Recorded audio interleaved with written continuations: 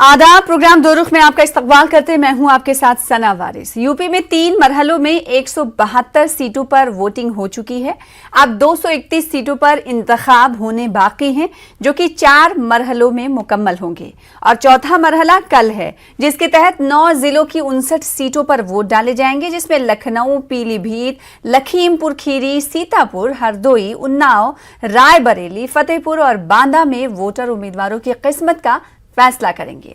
UP के तमाम अजला में इलाकाई मसाइल के साथ बड़े मुद्दे कमोबेश एक जैसे हैं। मुद्दे भले ही एक जैसे हों, लेकिन बयानात हर गुजरते दिन और मरहलों के साथ बदलते गए, जिसमें लाल टोपी खतरा, मुजफ्फरनगर फसाद, mafia, bulldozer, law and order, 80 और 20, गर्मी, चर्बी, हिजाब और फिर आतंकवाद मौजूए बहस है, जिसने सतही जबान को भी पीछे छोड़ दिया है।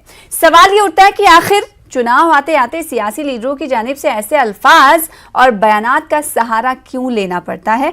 आखिर इन बयानात की जमीनी हकीकत है क्या? आज इसी मौजू पर जानेंगे दो खास मेहमानों से उनका रुख प्रोग्राम दो रुख में कि पार्टी लाइन इस बयानात पर क्या कुछ सोचती है। सैयद यासिर जिलानी साहब हमारे दरमियान मौजूद है, स्पोक्स पर्सन है भारतीय जनता पार्टी के, आपका इस्तकबाल करते हैं। और साथ ही साथ एक और खास मेहमान जिन्हें इस वक्त दूसरे विंडो पे आप देख पा रहे हैं, सुरेंद्र कुमार शर्मा साहब नेशनल मीडिया कोऑर्डिनेटर हैं RLD के, आपका भी वेलकम करते हैं प्रोग्राम दो रुख में। सैयद यासिर जिलानी साहब, सबसे पहले मैं आपके पास आऊंगी और आप समझ ही गए होंगे कि किस तरह के बयानात की बात की जा रही है।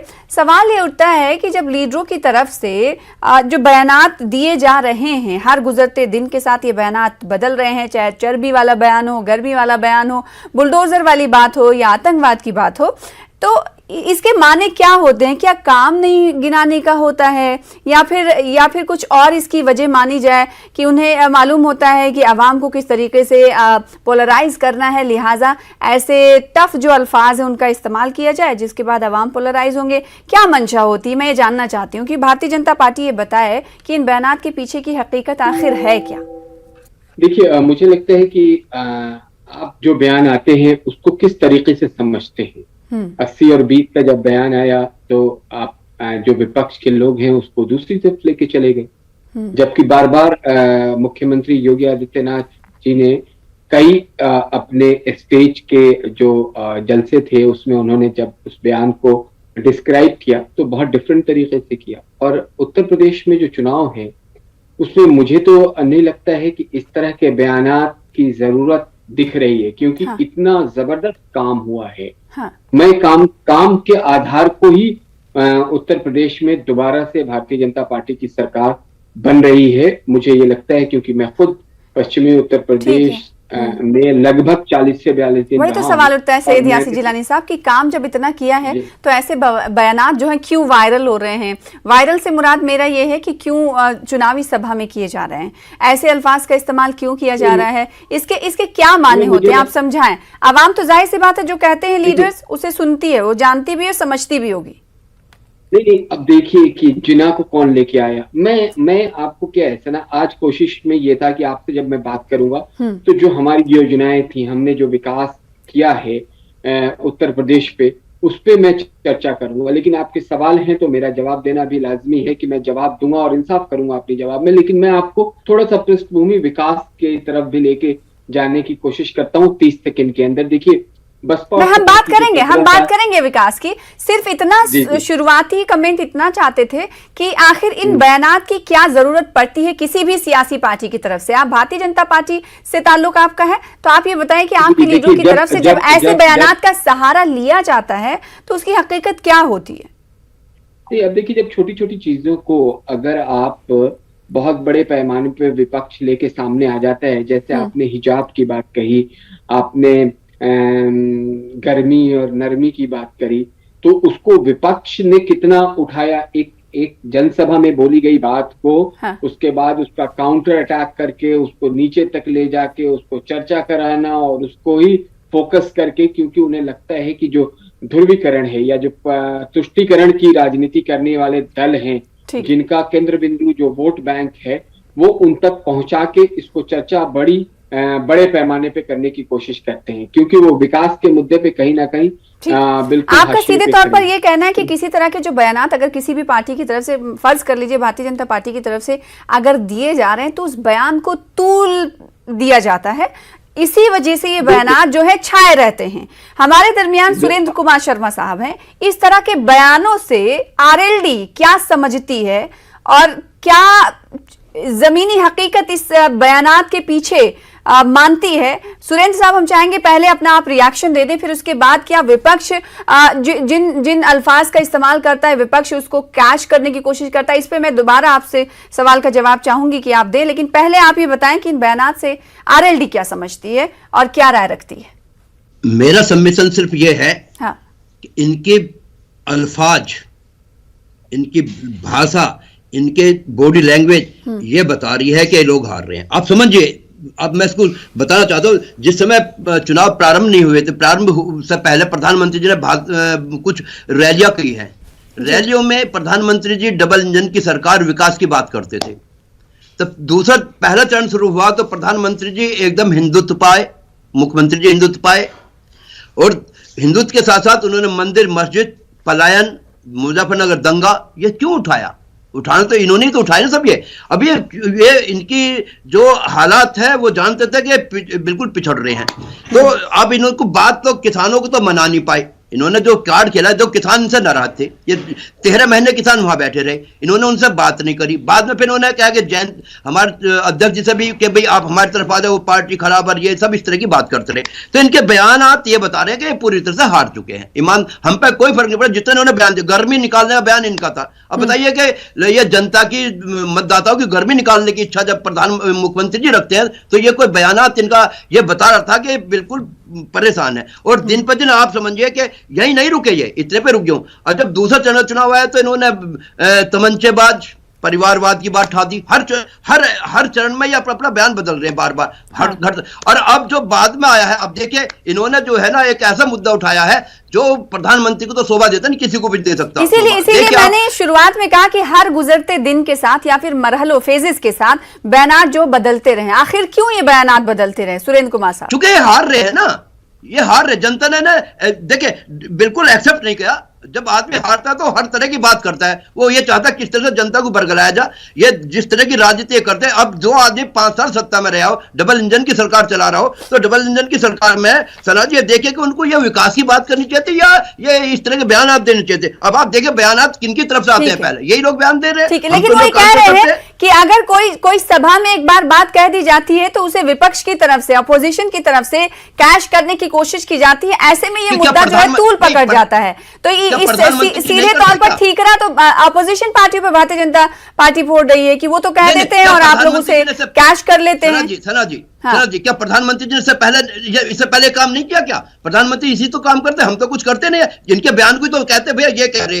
अब आप प्रधानमंत्री जी ने इस तरह के, अब तक प्रधानमंत्री यही तो कर रहे हैं। अगर कोई एक शब्द बोल दे, आप पंजाब में देख लीजिए, पंजाब में एकदम चन्नी जी ने कुछ कहा था, उसको उठा के प्रधानमंत्री ने पूरा पंजाब में घुमाया। आप समझे क्या हम पे क्यों ठीक रिपोर्ट थे? इनकी तो हालात खराब होगी सना जी, इनकी हालत बहुत खराब है। जनता ने इनको हटा दिया है। अब डबल इंजन की सरकार है। अब इनकी सरकार के खिलाफ जो डबल इंजन की जो है वो है, मतलब सत्ता विरोधी लहर चल रही है, ये भी जानते हैं और हम भी जानते हैं। ठीक है, तो विपक्ष इस तरह के बयानात को, अपोजिशन इस तरह के बयानात पर एक अपनी अलग राय रखता है। अलग राय यह है कि इनका ये मानना है कि भारतीय जनता पार्टी हार रही है, शायद इसीलिए झुंझलाहट में ऐसे बयानात दिए जा रहे हैं। यासिर जिलानी साहब, इस सवाल के जवाब हम आपसे लेंगे। दो रुख में छोटे से ब्रेक के लिए रुकेंगे, ब्रेक के बाद एक बार फिर से आपका इस्तकबाल करते हैं। दो खास मेहमान हमारे दरमियान मौजूद है। सैयद यासिर जिलानी साहब भारतीय जनता पार्टी की स्पोक्स पर्सन है, सुरेंद्र कुमार शर्मा साहब आरएलडी से इनका ताल्लुक है।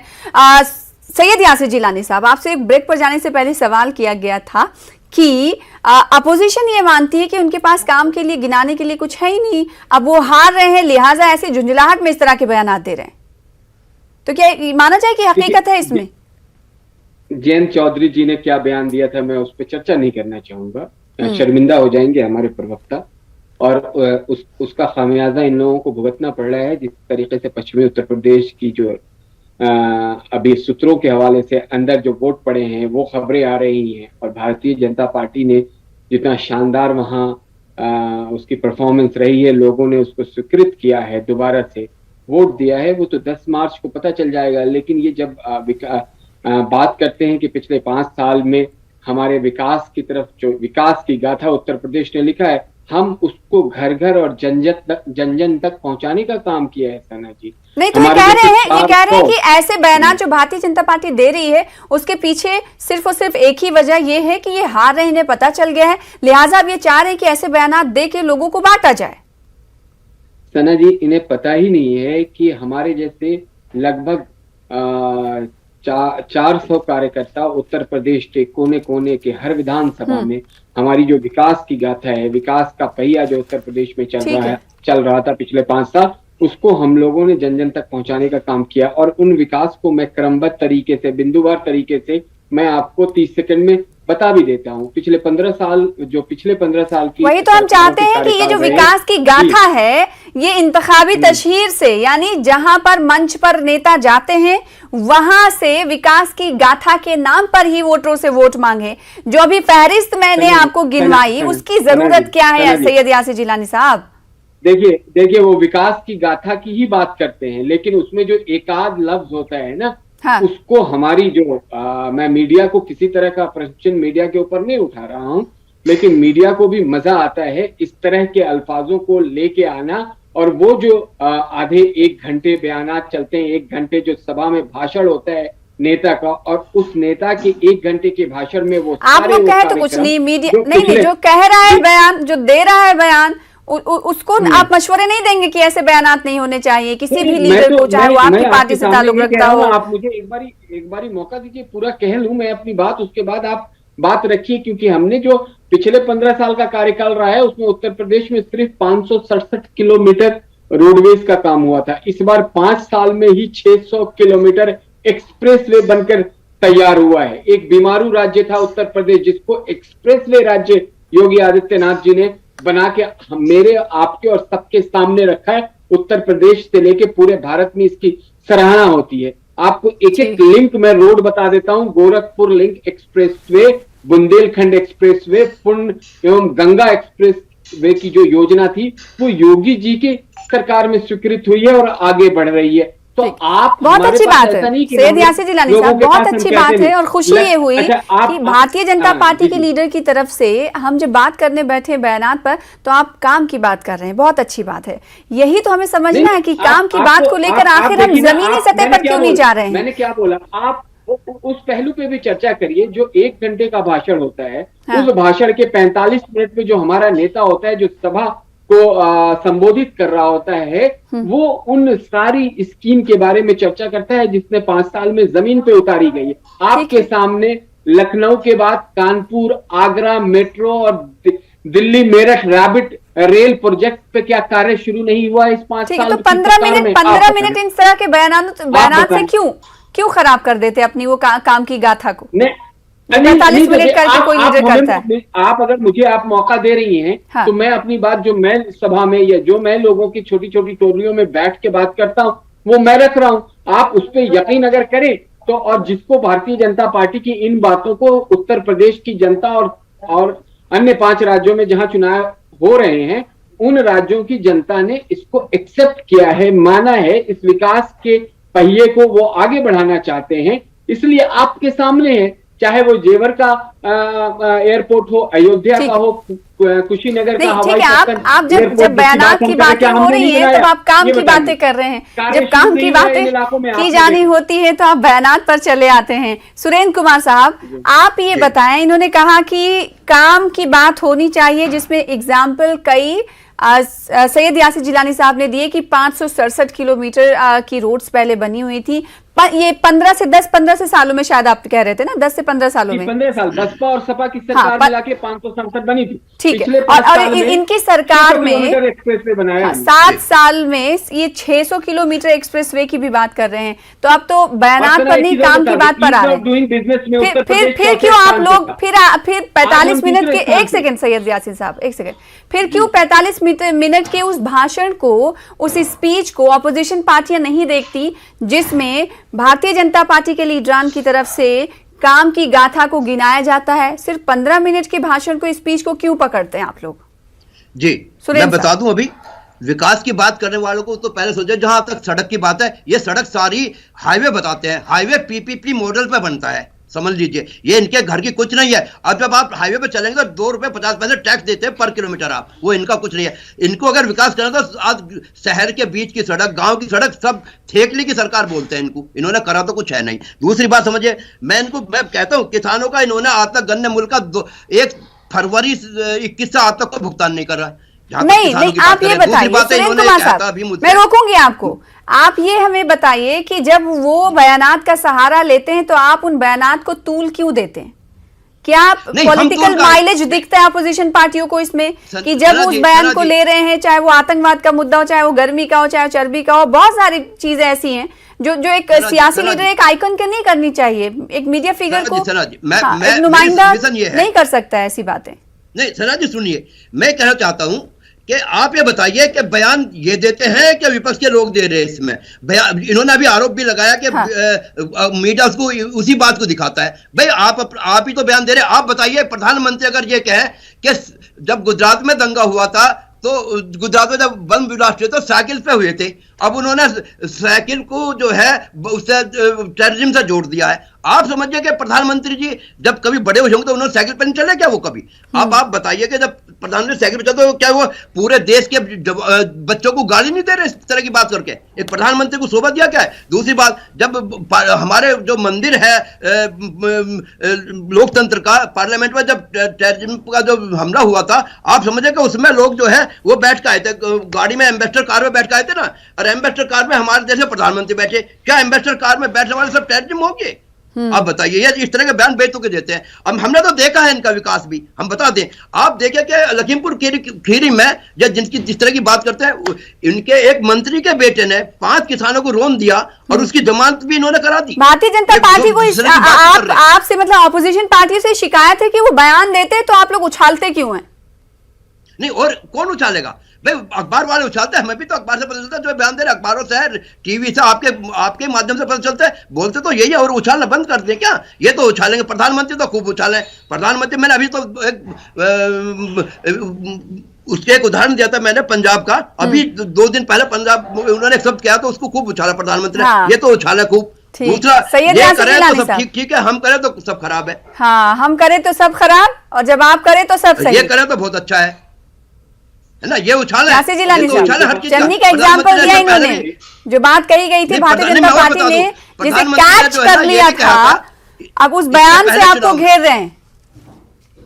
जी सुरेंद्र कुमार शर्मा साहब, सैयद यासिर जिलानी साहब, आपका जवाब। सुरेंद्र कुमार, देखिए सुरेंद्र कुमार शर्मा जी क्या कह रहे हैं ये खुद ही उसको डिस्क्राइब नहीं कर पाएंगे, क्योंकि इनके अपने नेता कहाँ हैं, क्या कर रहे हैं, किस तरह के बयानात उन्होंने पीछे दिया था, मैं तो उसको रिपीट भी नहीं किया मैंने, क्योंकि मैं राजनीतिक स्वेच्छा की थोड़ी बात रखनी चाहिए हमारे बीच में। मैं तो इनका पूरा जो, आप बताइए, साइकिल पूरे हिंदुस्तान में हमारी आपकी सब बचपन से लेके और बड़े भी हो जाते हैं, आजकल एक्सरसाइज के लिए भी साइकिल का उपयोग होता है, लेकिन आप अपने गले को क्यों उसमें अंदर डाल देते हो कि साइकिल की अगर बात प्रधानमंत्री ने कही है, हाँ। और इस तरह के एग्जाम्पल हुए हैं, ब्लास्ट जब हुआ है तो साइकिल का इस्तेमाल हुआ है, तो साइकिल तो अभी क्यों कही? तो आप अच्छा ये बताइए कि समाजवादी पार्टी का नाम लिया है क्या? नहीं, नाम नहीं लिया, लेकिन चुनावी समर है, तो क्या लोगों के पास दिमाग नहीं है क्या यासिर साहब? आप ये बताइए, चुनावी समर है, क्या लोग अपने दिमाग का इस्तेमाल नहीं करेंगे क्या? सना एक बात बताइए, आप तो हाँ। बहुत ही एक्सपीरियंस जर्नलिस्ट इस्तेमाल प्रधानमंत्री करेंगे कि एक आतंकवादी समाजवादी पार्टी का एक ज्यादा पढ़े लिखे। अरे सुरेंद्र जी सुनिए तो सही, तो वही सवाल ये उठता है कि आखिर ये सब करने की जरूरत क्या पड़ी? सैयद यासिर जिलानी साहब, आतंकवादी साइकिल ये सब क्या? वो भी पीएम साहब है हमारे। अरे आपने तो फांसी की सजा हुई है, उसके बाप को ये स्टेज शेयर कराते हैं इनके जयंत चौधरी और अखिलेश यादव, उस पे चर्चा नहीं करे। अगर इनसे सवाल पूछिए इस पर यहाँ पर कोट करना भी जरूरी है। लोगों को टैनी तो आपके बराबर, आप तो हटा ही नहीं पाए। टैनी हमारे मंत्री हैं भारत सरकार, और उनके पुत्र ने अगर कोई कार्य किया था उसके लिए उन्हें जेल जाना पड़ा, आप तो उसको भी कहाँ जाना पड़ा? न्यायालय से हुए प्रक्रिया को भी आप भारतीय जनता पार्टी से, क्योंकि आपके माइंड में यही है, आपके कार्यकाल में थाने आपके कार्यकाल में पुलिस स्टेशन बिकता था, ऑफिसर बिकता था, भाई जी हर महकमा बेचा जाता था। अरे हर चीज देख लीजिए ना, उठवा लीजिए ना। आप टहनी को आपने बराबर क्यों बैठा रखा? जिन टेनी साहब की आप चर्चा कर रहे हैं वो भारत सरकार में मंत्री है, बताइए ना, आपकी पार्टी क्यों बैठा रही है? प्रधानमंत्री क्यों बैठा रहे हैं? बताइए ना, वो मंत्री है और उनके बेटे ने अगर किसी तरह का अपराध किया तो वो जेल गए। अब जेल से उनको अगर बेल मिली है तो वो तो कोर्ट का मामला है। अरे भाई जी मेरे सुनिए, आप बताइए आप टहनी क्यों नहीं? उसने क्या हत्या नहीं करी? वो लोग हैं, आप किसानों को कीट ठोक रहे थे, आप किसानों पानी की बौछार लगा रहे थे। आज हमारे जयंत चौधरी का प्रधानमंत्री वो निमंत्रण दे रहे हैं हमें। हो जाता है तो आपके नेता कहते हैं मुलायम सिंह यादव की बच्चों से गलती हो जाती है, आप उस पार्टी अरे को समर्थन कर रहे हैं, आपको शर्म आनी चाहिए, आपको शर्म आनी चाहिए। प्रजापति जैसे लीडर आपके यहाँ हैं, प्रजापति जैसे लीडर आपके यहाँ हैं, इतिहास में पहला मुख्यमंत्री अपने मुकदमा आपके उप मुख्यमंत्री पर बहुत मुकदमे भैया। जिलानी साहब, इन तमाम चीजों के पीछे आरएलडी को ये लगता है कि भाजपा हार रही है। बिल्कुल हार रही है। एक सेकंड सुरेंद्र साहब, सना साहिबा, एक चीज मान के चलिए कि हम दोबारा बड़ी बहुमत के साथ सरकार बना रहे, इसलिए बना रहे सरकार कि हमने उत्तर प्रदेश के 34 लाख गांव तक पेयजल पहुंचाया है भारत के अंदर, जिसमें उत्तर प्रदेश ठीक है। आप भाजपा जीत रही है, ओके ठीक है। सुरेंद्र कुमार साहब, चौथे स्थान से उत्तर प्रदेश आपने कहा हार रही है, बीजेपी कह रही है जीत रही है। और अभी की बात बताओ, बहराइच में पीएम मोदी हैं, उन्होंने बहराइच में जाकर जनसभा से कहा है कि अब जीत का जो है चौका इस बार लगेगा जी, मतलब पिछले बार से भी ज्यादा सीटें आएंगी। बीजेपी तो ऐसी उम्मीदें लगाए बैठी है। बिल्कुल, फिर आप कहाँ रहेंगे? आप कहाँ रहेंगे फिर? एक सेकंड सुरेंद्र साहब, मैं बताना चाहता हूँ। जिलानी साहब एक सेकंड, आपका जवाब हो गया। हाँ, ये सिर्फ मुंगेरी लाल के सपने हैं। मैं आपको एक बात कहना चाहता हूँ, 10 तारीख को 10 बजे उत्तर प्रदेश की जनता भाजपा का सूर्यास्त करने जा रही है। मैं आपको बड़ा मैं उस दिन पे आपके चैनल पे बैठूंगा, सुबह 10 बजे ही सूर्यास्त हो जाएगा। सुबह 10 बजे ही सूर्यास्त हो जाएगा भाजपा का, बिल्कुल 10 बजे सूर्यास्त कर देगी भारतीय जनता पार्टी का। ठीक है, उस दिन भी आपसे मुलाकात होगी, सैयद यासिर जिलानी साहब से मुलाकात होगी। सूरज 10 बजे से उरूज पर होता है, लेकिन आरएलडी का ये कहना है कि सूर्यास्त हो जाएगा भारतीय जनता पार्टी का सुबह 10 बजे 10 मार्च को। वहीं सैयद यासिर जिलानी और भारतीय जनता पार्टी पीएम का कहना यह है, बहराइच में उन्होंने कुछ देर पहले बयान दिया है कि इस बार जीत का चौका लगेगा। अब देखने वाली बात होगी कौन जीतेगा। जो बयानात दिए जा रहे हैं क्या उसका असर जमीन पर होगा या नहीं होगा, ये देखने वाली बात होगी। बहुत शुक्रिया सैयद यासिर जिलानी साहब, आप कुछ कहना चाहते हैं लेकिन वक्त हमारे पास नहीं है, फिर मिलेंगे तो बात करेंगे। बहुत शुक्रिया दो रुख का हिस्सा बनने के लिए, अपना अपना मौक़िफ़ रखने के लिए। कल फिर हाजिर होंगे बड़े मुद्दे के साथ, तब तक के लिए आदाब। देखते रहिए न्यूज़ 18 उर्दू।